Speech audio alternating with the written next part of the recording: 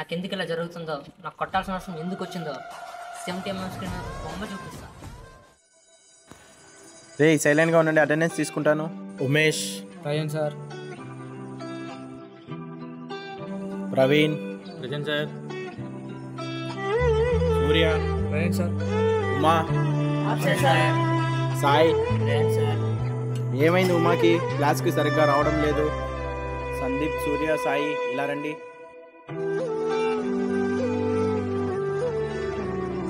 ఉమా మీతోనే కదా ఉంటాడు. కాలేజ్కి రావట్లేదు, అటెండెన్స్ కూడా సరిగ్గా లేదు, వర్క్స్ కూడా సబ్మిట్ చేయట్లేదు. ఇలా అయితే ఫెయిల్ అయిపోతాడు. ఏమైందో కనుక్కోండి. ఈ జనరేషన్లో ఎవరు ఎలా మారుతున్నారో అర్థం కావట్లేదు. చెడిపోయిన వాళ్ళు ఎలాగో ఒకలాగా బాగుపడుతున్నారు, మంచిగా ఉన్నోళ్ళేమో ఈ రోజుల్లో చెడిపోతున్నారు. మీరైనా ఏం చేస్తారులే, జనరేషన్ అలా తయారైంది.